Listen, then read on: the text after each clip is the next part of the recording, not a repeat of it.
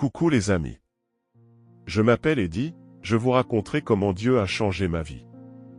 Un jour, j'ai décidé d'arrêter ma mauvaise vie, je suis entré dans un temps de repentance et pendant ce temps, j'ai remarqué que, dans la prière à chaque fois en fin de prière, je ressentais que je me vidais d'un poids, ce qui faisait que mon être intérieur était heureux.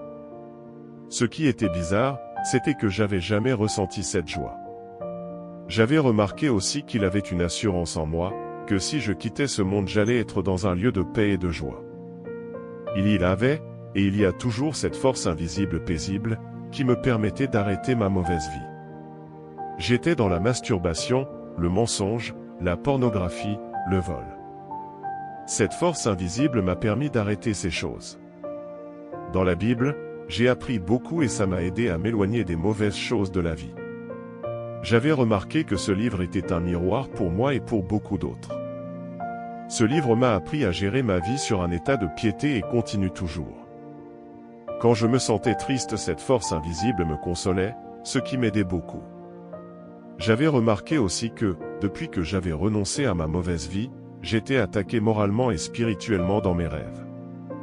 C'était difficile, j'avais des pensées bizarres et beaucoup d'autres choses, mais il avait cette force invisible qui me soutenait.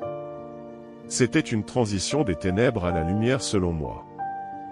Dans la Bible, j'ai appris qu'il faut aimer son prochain comme soi-même et aimer Dieu plus que soi-même. J'étais heureux de savoir ça. J'avais appris encore que Dieu remplissait la terre et l'univers tout entier. J'avais compris que Dieu était un esprit, l'esprit qui a créé les autres esprits. J'avais remarqué que mes prières étaient exaucées et que ma vie changeait. J'avais demandé à Dieu de me conduire dans une église où il est vraiment, dans une église où on évangélise.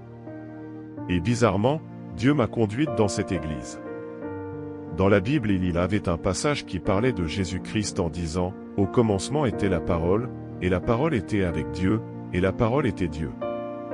Et la parole a été faite chair, et elle a habité parmi nous, pleine de grâce et de vérité, et nous avons contemplé sa gloire, une gloire comme la gloire du Fils unique venu du Père. » Jean 1, 21 et 14.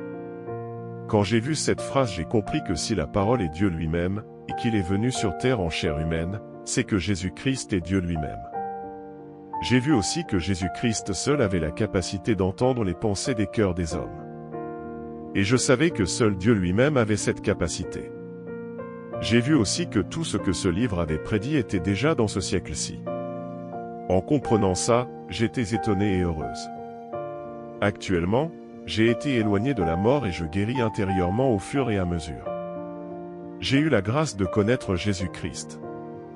Je vous raconterai en détail les choses qui me sont arrivées et le résultat des recherches sur la parole de Dieu. Jésus-Christ est vraiment vrai, je ne vous mens pas, je parle avec la conscience tranquille. Je vous donne l'occasion de vous confier en Jésus-Christ. Il est temps de laver ton vêtement avant la récolte. Répète juste après moi. Prions. Seigneur Jésus-Christ, je me repens de mes péchés. Viens dans mon cœur. Je fais de toi mon Seigneur et mon Sauveur. Merci Seigneur, pour le baptême du Saint-Esprit en moi. Au nom suprême de Jésus-Christ. Amen. Abonnez-vous pour ne pas rater nos futures vidéos. Veuillez partager la vidéo à vos proches, fortifions le corps du Christ ensemble. Soyez bénis dans le nom de Jésus-Christ.